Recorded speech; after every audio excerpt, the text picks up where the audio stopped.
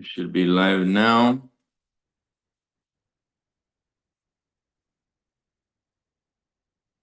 Get rid of this.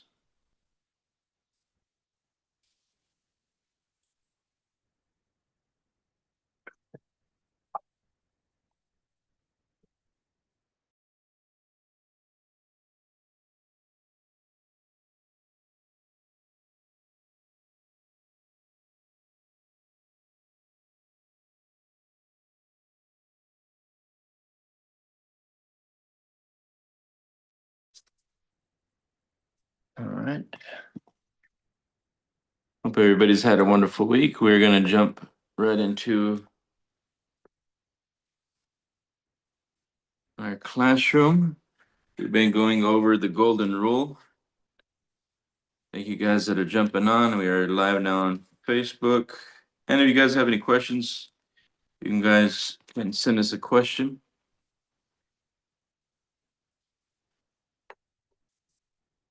And we've been covering the golden rule.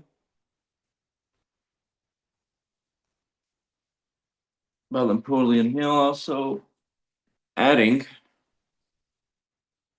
what does this golden rule mean and how can we apply it in our daily lives? The golden rule means substantially to do so unto others as you would wish them to do unto you if your positions were reversed. To see yourself as the other person. There is an internal law through the operation of which we reap what we sow. When you select the rule of conduct by which you guide yourself in your transactions with others, you'll be fair and just. Very likely, if you know that you are setting into motion by the selection a power that will run its course for weal or woe in the lives of others, returning finally to help or to hinder you according to its nature. So the nature of the way you think, the way you apply things and how you do things, there's an internal compass that's inside in each and every one of us that is literally uh, creating reality. It's the cause that sets things in motion. That causes your attitude, but that attitude is a compilation of your thoughts, feelings, and actions. That energy is a power, and it will literally attract all things into your life according to that energy.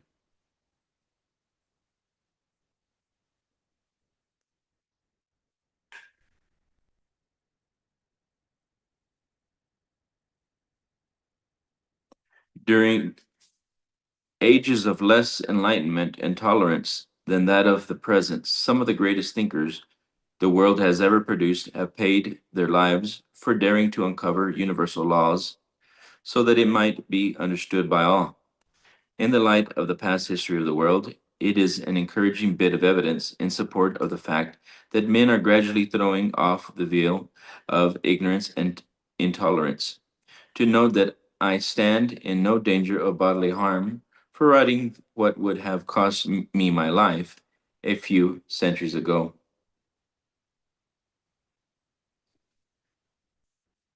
While this course deals with the highest laws of the universe, which man is capable of interpreting, the aim, nevertheless, has been to show how these laws may be used in the practical affairs of lives. With the object of practical application in mind, let us not now introduce to you, analyze the effect of the golden rule through the power of prayer.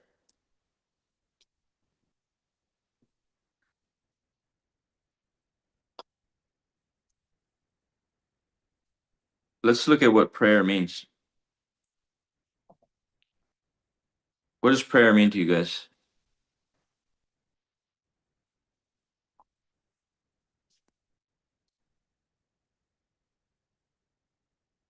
About going within? Being one with the infinite source. Very good. And what do you do there?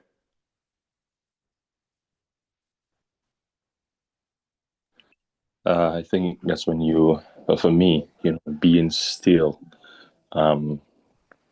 just being still And most times for me, listening, you know, connecting, listening, and that type of stuff. Very good.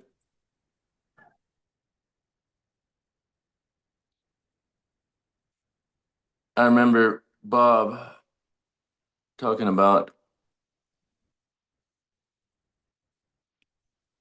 prayer, the idea of prayer. Prayer is not wishing for something to help you outside of yourself. Prayer should be taking guidance from within and knowing how to move that idea from within without. So prayer shouldn't be in the manner something outside of me help me. It should be give me the guidance and give me the advice of what to do next. If you're wishing, hoping for a thing to move you and move things, you're going in the wrong direction. If we want to, I don't like bringing religion into it, but I believe there's a creative force, and we want to call it God, we can. I like the word God. If God's moving to you, there'd be an error. But if God is moving through you, there would be the right direction. So many times people think that there's an energy outside of them. There is an energy outside of you, but it's working through you. So as this energy flows through you, your attitude, thoughts, feelings, and action, that energy, you're actually reducing energy, but you're also unfolding a reality. So this is dual action. It's working to and through you as well as working outside of you. So the way you think, you attract. So prayer is when you go inside, you go within, and you slow down the thought. You reduce down thoughts, you clear your mind, you go within, you ask, you envision, and then you receive more information. How's that working? The brain is a broadcasting receiver station.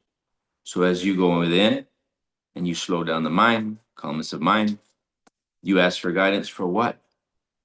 You've got to be directive. You direct it. I want guidance in this direction.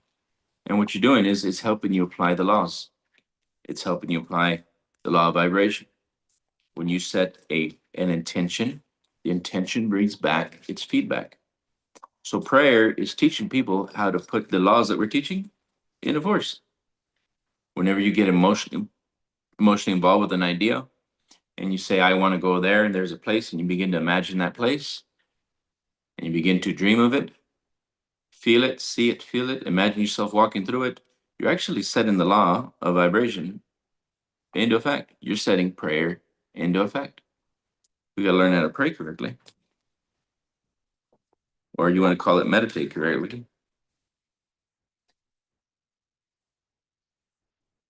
And when you're looking for the benefit of others, guess what you're going to find? You will begin to find that information to help others as well.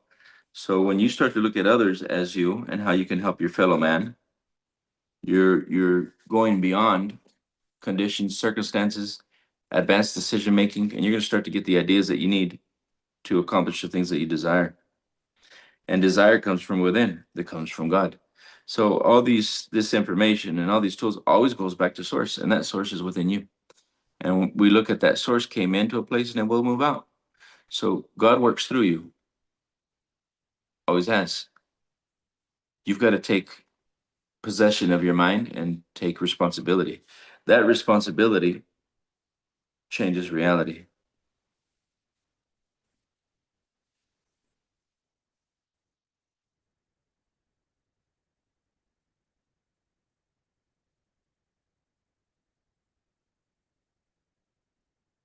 Neither this lesson nor this course, of which it is a part, is based on an appeal of mundane sentiment. But there can be no escape from the truth that success in its heights and noblest form brings one finally to the view of all human relationships with a feeling of deep emotion, such as that which we all feel. What is that feeling that we all feel? An urge to go beyond what we know. Every lesson is brought on top of one another about moving in the direction, deciding what you want, looking for what you want to see, clearing what you have. It's always about going beyond and clearing what you know, letting go of beliefs that don't serve you. So all these teachings and the practice is bringing the individual to go within. And if you look, the senses are always causing you to go without. So these dual action awarenesses is not to control you, but to cause you to go inside and decide what you want to see. There's many times I hear what I see without. You're not supposed to hear the outside world so that it controls your inside world. You're supposed to hear the outside world so you may listen to what it is that you need to change in you. And this is where this golden rule, and we're talking about Ho'oponopono are coming in. It's not just about hearing, it's about listening to what the outside world is telling you. And it's telling you what you need to change within you. So when you begin to objectively see the outside world just as feedback on what you need to change inside, your whole world's going to change. You can become aware. Thank you. Forgive me. I love you. I'm sorry. Move forward. Who are you asking forgiveness to and from? You got to go inside and do this cleaning and this clearing for what you're doing, for what you're thinking. If you're judging, you're causing internal turmoil within yourself. Prayer is the key with which one may open the secret doorway referred to in Lesson 10. In this age of mundane affairs, when the uppermost thought of the majority of people is centered on the accumulation of wealth or struggle for a mere existence, it is both easy and natural for us to overlook the power of earnest praying. I'm not saying that you should resort to prayer as a means of solving your daily problems that press for immediate attention.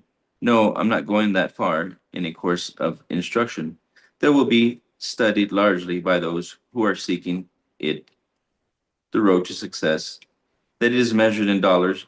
But may I not modestly suggest to you that you at least give prayer and trial after everything else fails to bring you and satisfying success, any satisfying success.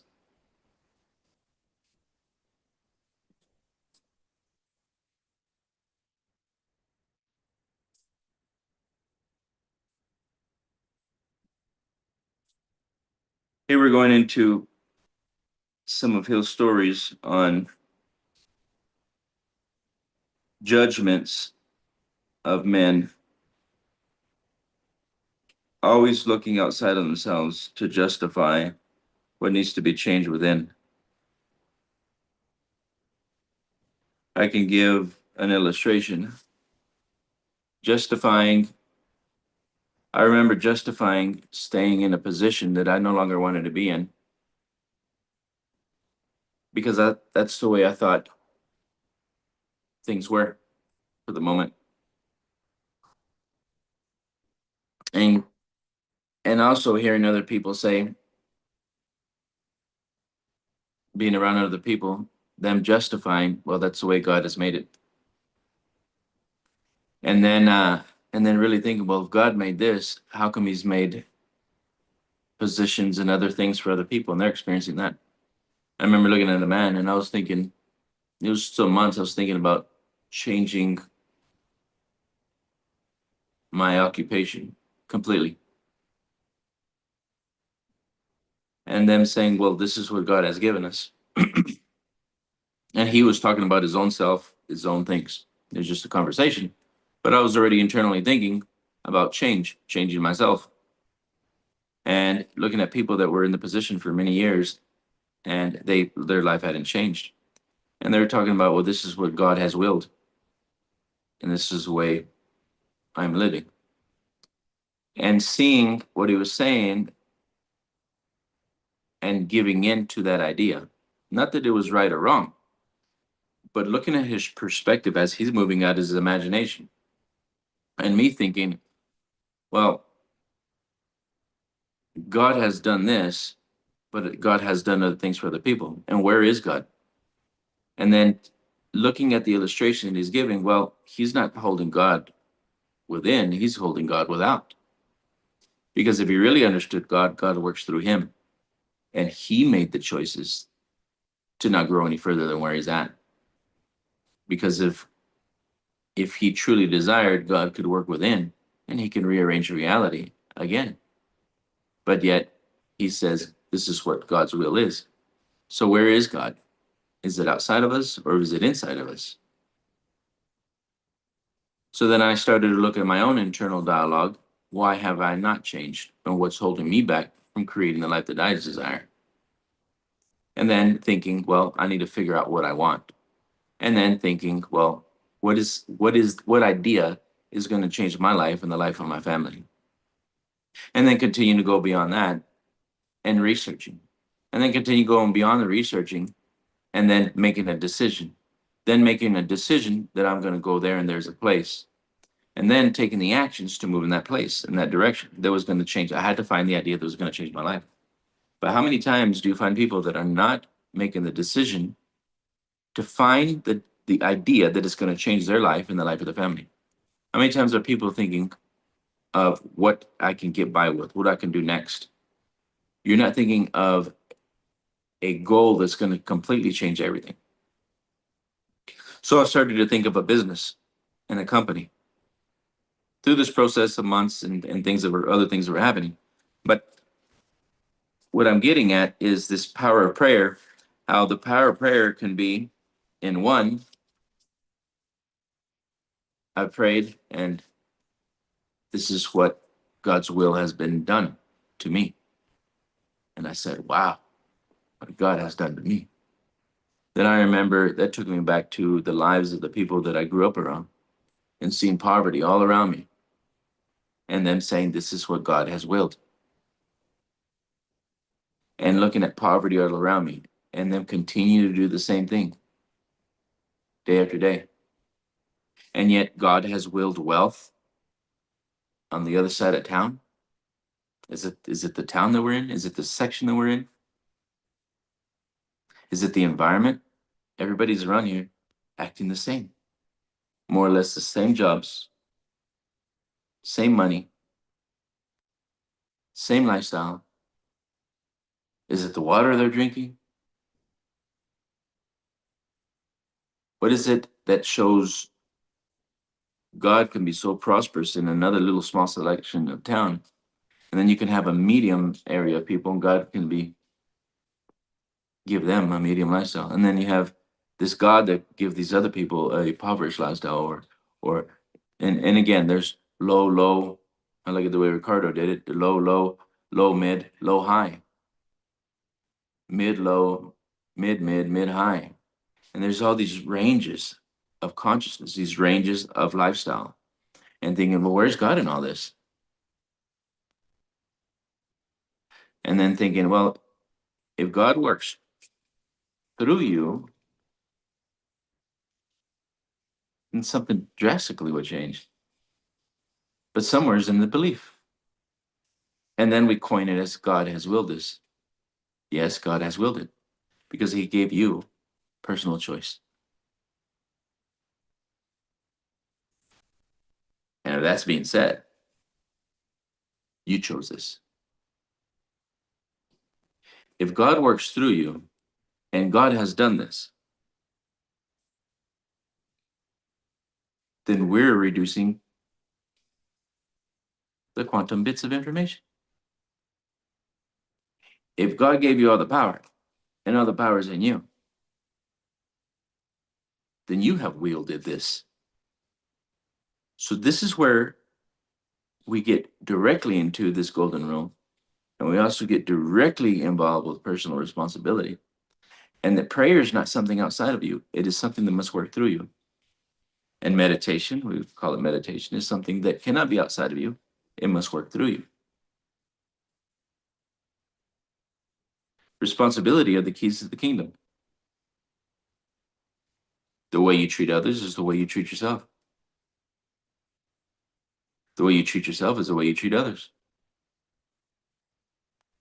So it's really about identifying your perspectives and where you position yourself and where you position all authoritative responsibility. Is it outside of you? Or is it within? Is it them that caused you to do this? Or is it you? At which point are you putting creation outside of you and saying it's somebody else's will? And this is where we can step into, where is my consciousness? Is it at the local state where everything that I see controls my behavior? Again, working from the outside in. Everything I hear causes me to act and behave as I do. Is it at the bilocal level where I think I can do more and then I go back to myself? Is your consciousness, and I want to do the same thing with consciousness as money, where I said low, low, low, mid, low, high. Is your consciousness going beyond what you hear, see, touch, smell? Low, low consciousness, where you don't think there's any power outside of you? Low, mid, you start to think you can do more and you start to try or start to think about it. Low, high consciousness, you do a little bit just to get by. Mid, low consciousness. When we start to get into mid range, we're going into more awareness and the duality of consciousness. You start to become more aware from the particle, from classical awareness, from the particle, to non-local awareness at the extremity, high, high awareness. Wave, particle, wave, particle. Non-local awareness, bilocal awareness, local awareness. Where is your awareness with you and the relationship outside of you? Are you aware that you're the one that has created all things around you? Is your awareness at the low, low level, low, mid level, low, high, mid, low, mid, mid, mid, high, high, low, high, mid, high, high? All these levels of consciousness are levels of thinking of yourself and the thing outside of you.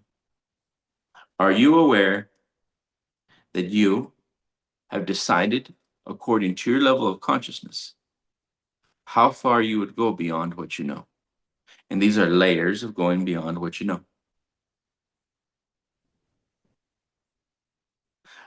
Duality, do it, don't do it.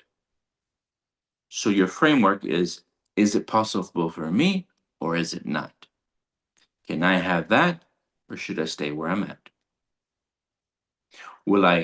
Can I use this idea and cause my body to act and behave as it would never have behaved? Because it has coding. Can I really change the inscribed coding or can I not? I don't want to do it. Who's saying I don't want to do it? You're jumping right back to programs and beliefs that are not allowing you to change the behavior in that body. Should I take on another idea? Should I not? Should I change my business? Should I change the way I earn money? Should I not? Where is God and where are you in the whole simulation? You are one acting the same. He gave you the power. You chose to stay. He gave you the power. You chose to keep doing what you're doing. The power's in you. You don't believe it's possible.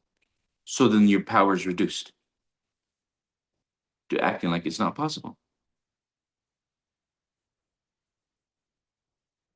Consciousness fluctuating between the known, extremity, unknown.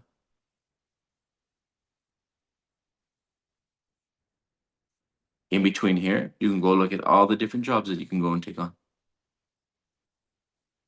Buy local. You can go see low, low. You can jump to mid, mid, low lifestyle, mid, mid lifestyle, high, low lifestyle.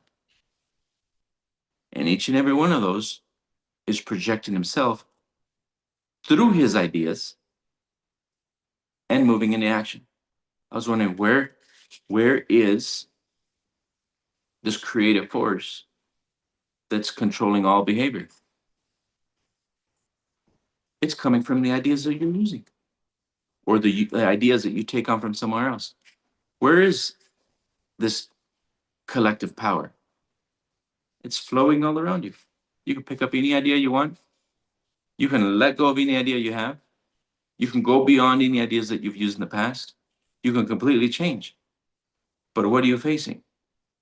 All the inscribed, transcribed coding. Who gave them to you? Subscribe. All this is coding. What is it? Ideas that you could use.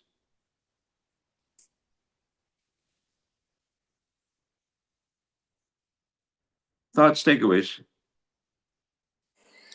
First off, Mr. Carranza, I profoundly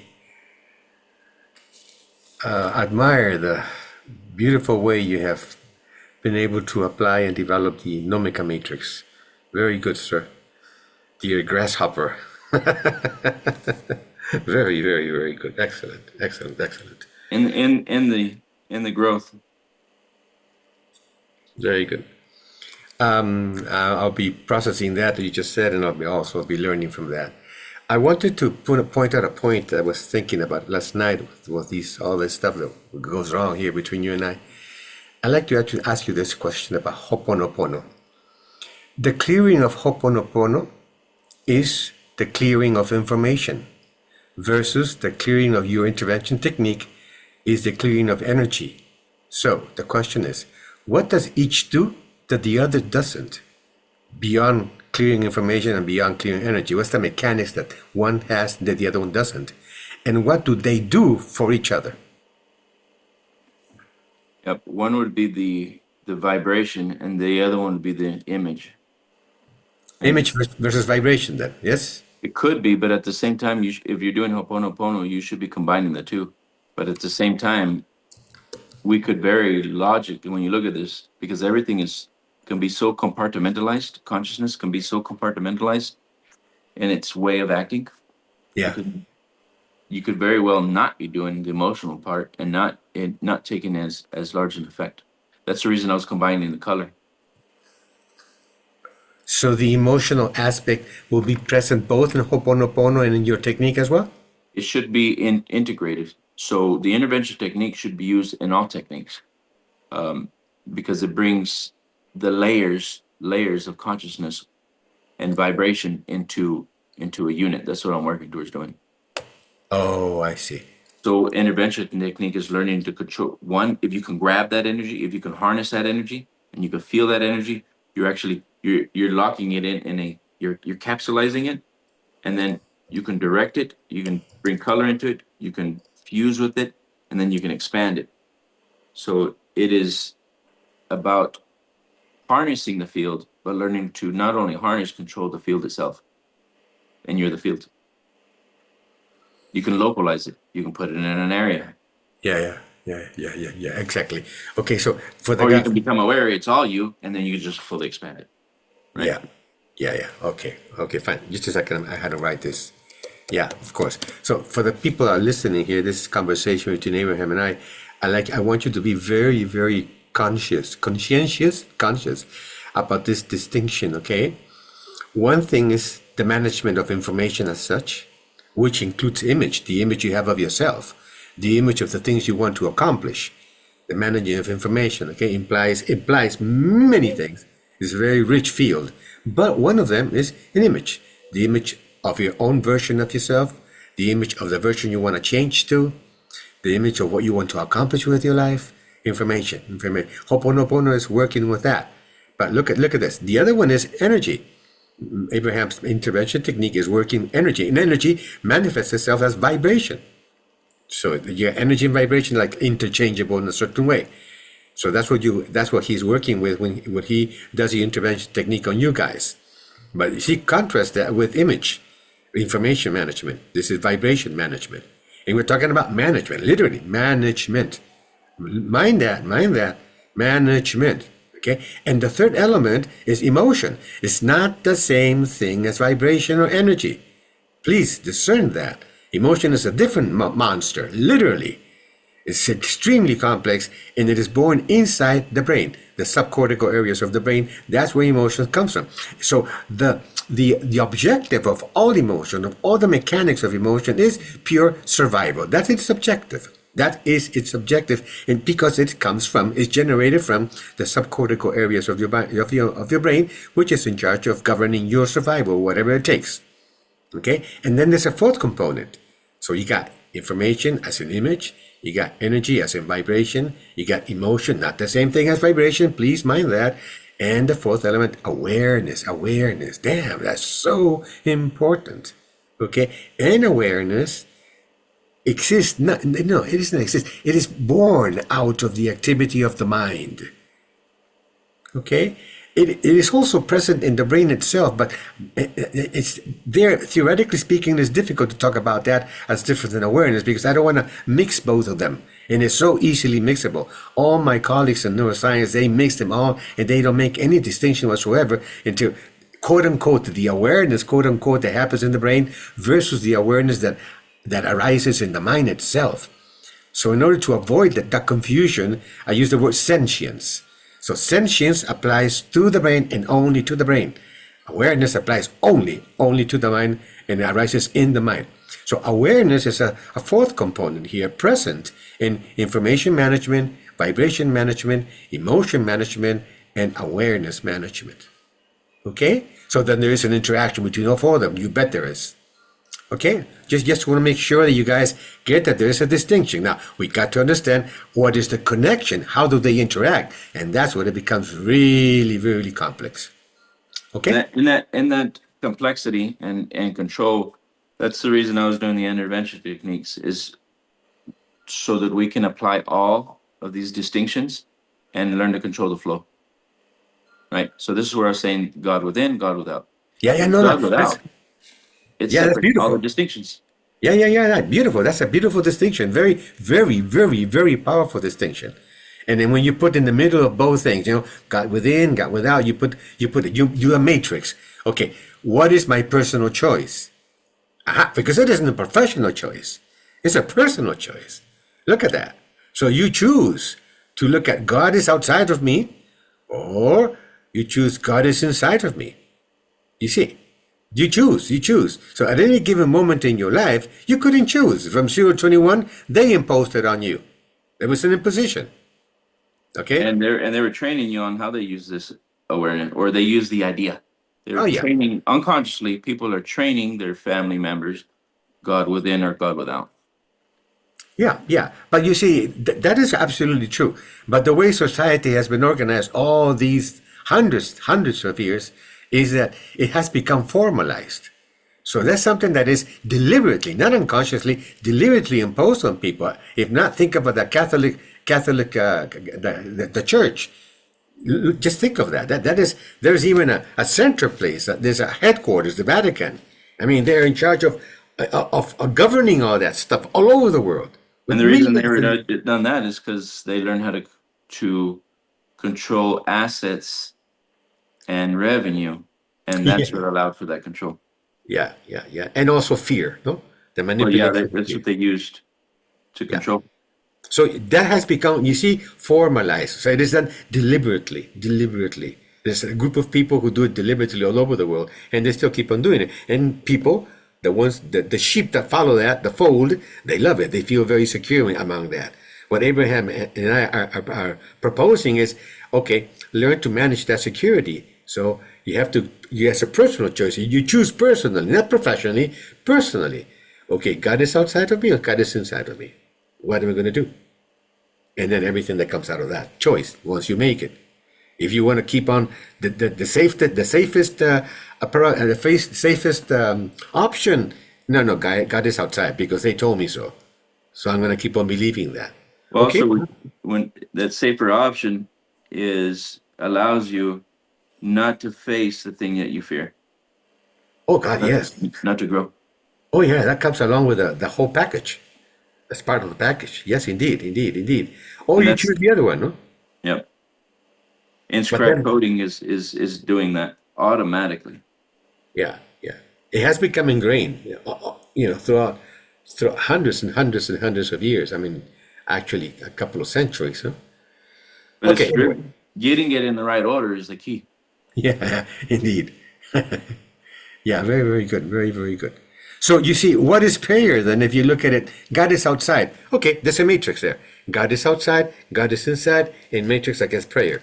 So what is prayer when God is outside versus what is prayer when God is inside? The difference would be wishing for something outside of me to change.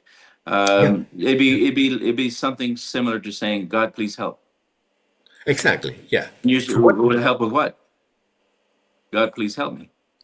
Yeah, But with you've me. got to Yeah, direct me. So the not knowing how to pray is the problem.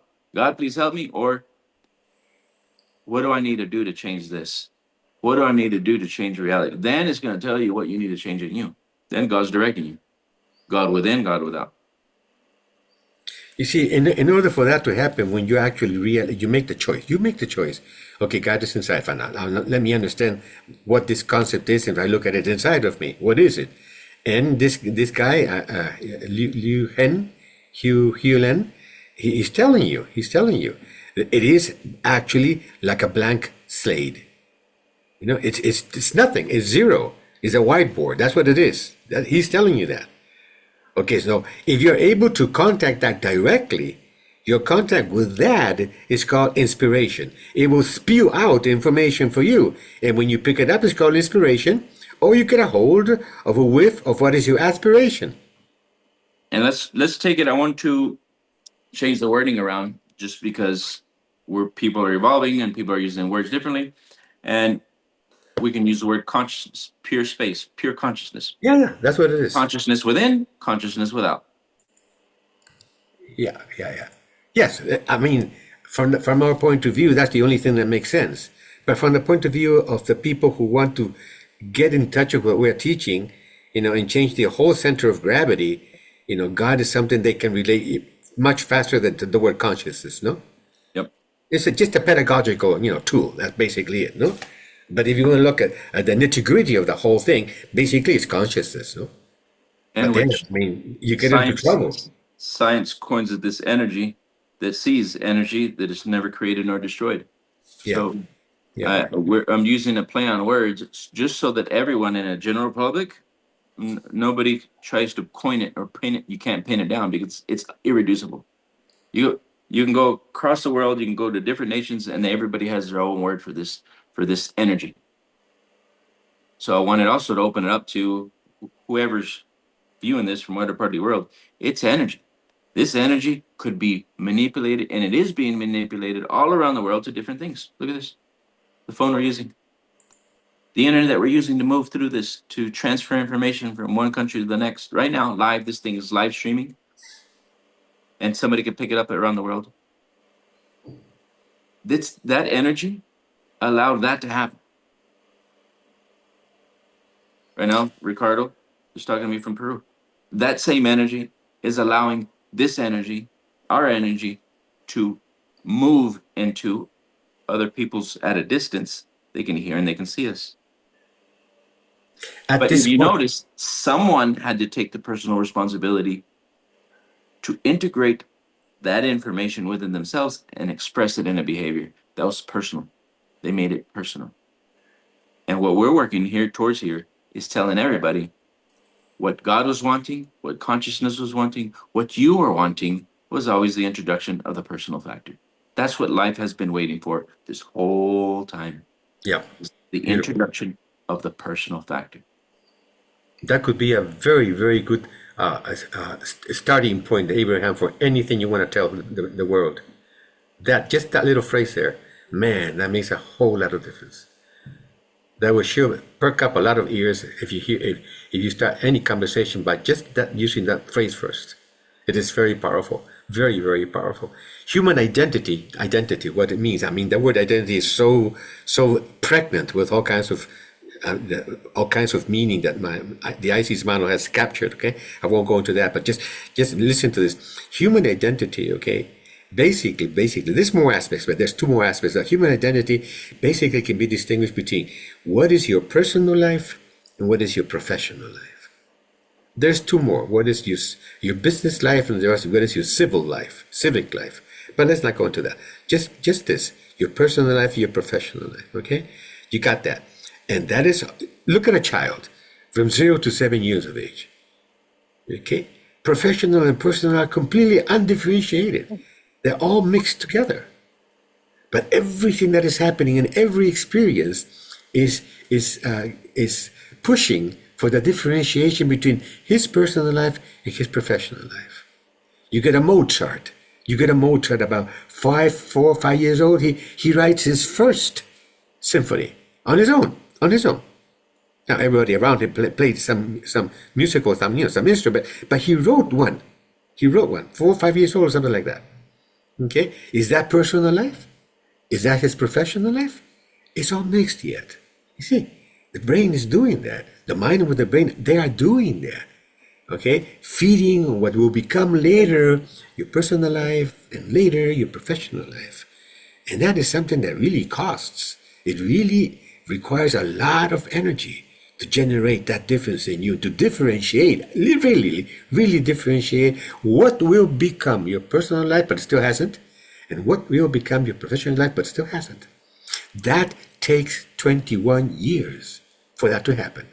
And underlying that, both your personal construction and your professional, there is a wiring in the brain happening that will sustain the way your personal life uses muscles and the way your professional life uses muscles. And look at this.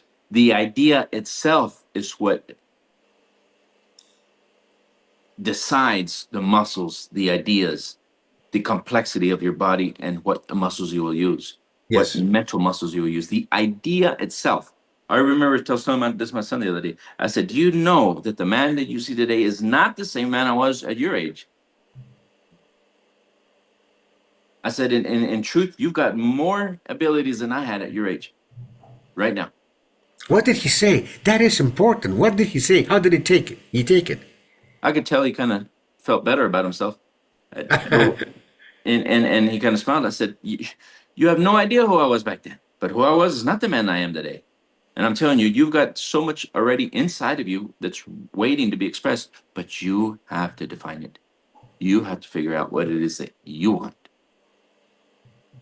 And whatever idea you pick releases the intelligence that you will use. Intelligence, as I told him, the intelligence I have today is because I decided that's the direction that I would evolve into. 20 years later, you see in the evolution of me setting that path as my goal. So the intelligence always lives in the vision that you decide to express. So as you walk into the vision that you desire to express, you begin to download the intelligence because the intelligence is in this space. I said I was not that smart. The intelligence was in this space, the same breath you breathe. Where was God? It's in the breath. Where was all the intelligence? It's in the breath.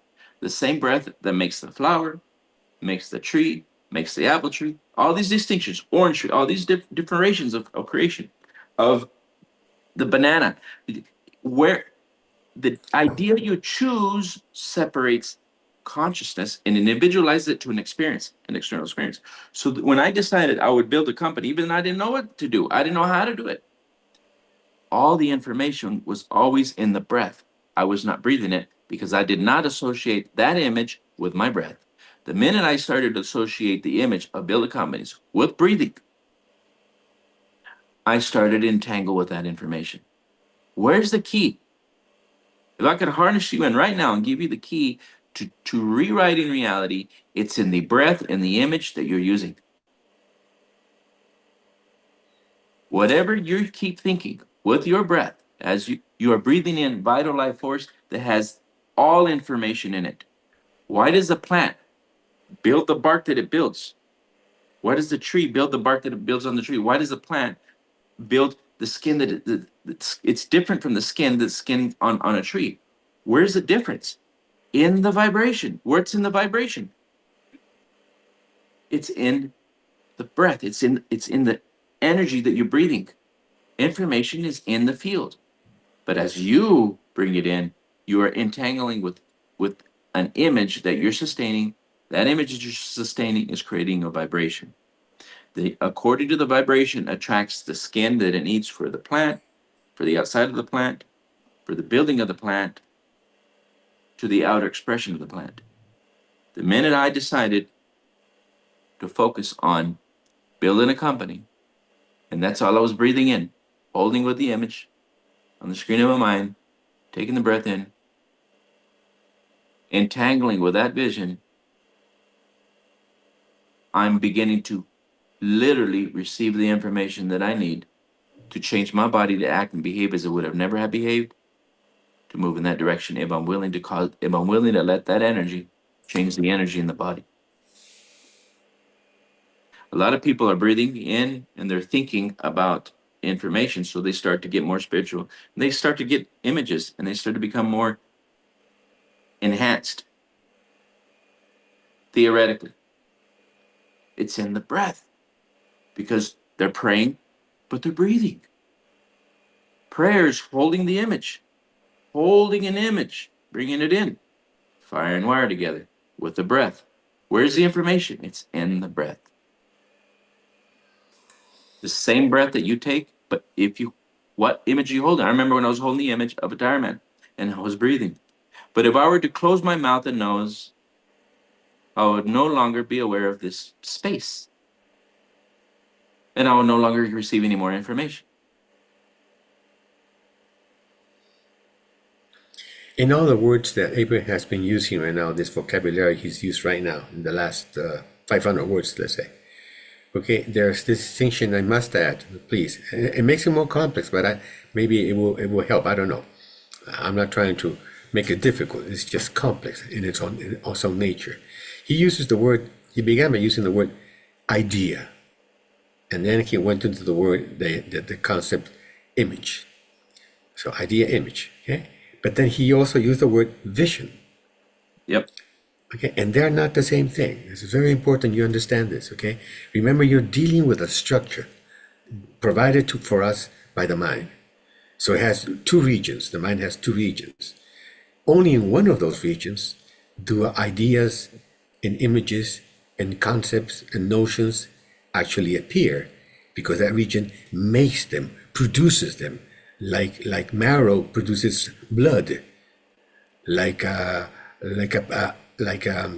whatever fruit produces a liquid, the nice liquid of the fruit. Okay, the same way.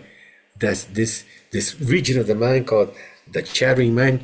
It produces images, it produces ideas, it produces concepts, it produces notions. That's what it does. Okay, but they at the surface of vision. Vision does not originate there. Vision originates very close to what Hugh Len, whatever his name is, call this whiteboard. We are calling consciousness the wave. He's calling it the whiteboard, which is an easier way of, communicating the thought, not the idea. Okay, and this concept, this idea, this image of a whiteboard, okay, which is behind the observer, is in consciousness itself. And in that space, which is called the heart of the mind, there in that space, behind the observer, who's usually only swiveling towards the chattering mind, or swiveling in its own region where it is being actually spawned, if it turns his head around, swivels one more time, and looks behind him, he's going to find there the underground of the mind, and he's going to find consciousness. There, in that region, is where vision comes from. In that region is where inspiration comes from. In that region is where aspiration comes from. You see, so this inspiration, this aspiration, this vision, the urgency comes from there too. Your desire comes from there too. It knows that you are more than what you became. You became in your chattering mind, but desire knows that you're more than that. It's filled with information and energy that comes from that whiteboard, where that consciousness, the wave, and what happens in between the consciousness, the wave, and the underground of the mind. They interact there. They interact there. Okay, this is where vision comes from. Now, when you get a hold of a vision, you're getting hold of a direction in your life, but it still hasn't become realized. It's just a direction. It's like an aspiration. It is an inspiration. Something that you could eventually do. Something you could eventually say. But that's too late. That's already outside. I'm talking what happens deep, deep, deep inside before it goes to the brain. You see, this is where vision comes from. Now, the observer is there and can say, oh yeah, okay, it will decide, it will choose. Yeah, I want that. I feel described by that. I want that. What do I have to do now to make it real? There's where you go into the chattering mind, and the chattering mind gets the instructions that comes from the vision, and it will generate ideas for you. It will generate images for you. It will generate concepts for you. It will generate notions for you, and they each have their own function. They each have their own definition. You see what I'm saying? It needs So, to turn visual. It needs to turn into an electric motion. It needs to turn visual after that. and these are called representation of vehicles. These representation of vehicles, they will migrate to the brain, and the brain will fire them, and this is where we have impressions of visual, auditory, that have translated the images into the language of the brain. You see, so in the mind, you can imagine stuff, and we can do that. In the brain, you can visualize what you imagined. You can give it a sound, you can give it a texture, you can give it a sensation, you can give it, you see, I'm walking on the sand, a sensation of my feet, stuff. That is the brain using that information to generate all this stuff it knows how to do. It is at the service of your images, at the service of your ideas, you see what I'm saying? It gives it meat, it gives it sensory meat.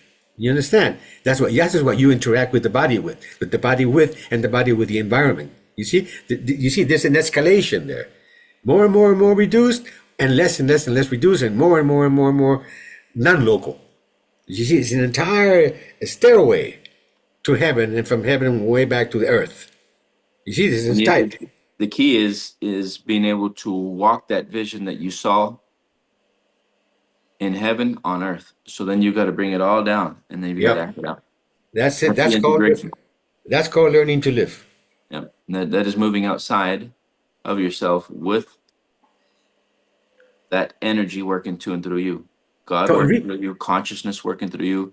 That's where you take this energy and you unfold it into a plan of action, and then you cause your body to act and behave as it would never behave, which causes re-education of the mind and body, and you become more intelligent. All of a sudden, they say you're intelligent or something's changed. Well, you've reduced all that information. You've processed that reduction through your body, causing the body to change. And I want you to please be aware how powerful that is. Each one of you is so powerful. Why? Because when the vision is translated to an image, an idea, a concept, a notion, okay? When that is translated, and then that is translated into a sensation, an auditory sensation, a visual sensation, perceptive sensation, touch sensation, all that stuff that the brain does for you, okay? When you do that, and then from there, you learn to do and say what was translated in your brain. You learn to do and say, okay? When you do that, look at the power. You are changing DNA behavior. Look what I just said. Mm-hmm. You are changing DNA behavior. How come? How come? Because that is the change that is necessary for the brain to readjust its instructions to the 640 muscles that will allow the muscles for the body to do and say, following the instructions of the change in the DNA, which follows the instructions in the change of the sensory things that it gave you when it was visualizing, which follows the instructions of the images, ideas, and notions and stuff like that, which follows the instructions of your vision. You see what I'm saying? That's the power we all hold in us. And Abraham, that they were able to literally prove what I just said in our own laboratories, we will get at least one Nobel Prize. It's coming. Right here, I'm going to close it off for everybody that's on the class. We're a little past our time. The Golden Rule philosophy is based on a law that no man can circumvent. The law is the same law that described in the lessons, 10s of accurate thought. This entire book is nothing but one continuous statement of the creative power of thought. The law of man's individuality is therefore the law of liberty and all things that must come from it. All justly said, all justly described, and impeccably experienced. You always experience what you're thinking about. We're out of time. Thank you, guys. I'm going to close the Facebook page. And we will continue. We've got 25 minutes. And I didn't want to just play the video. Thank you guys on YouTube. We're disconnecting from here.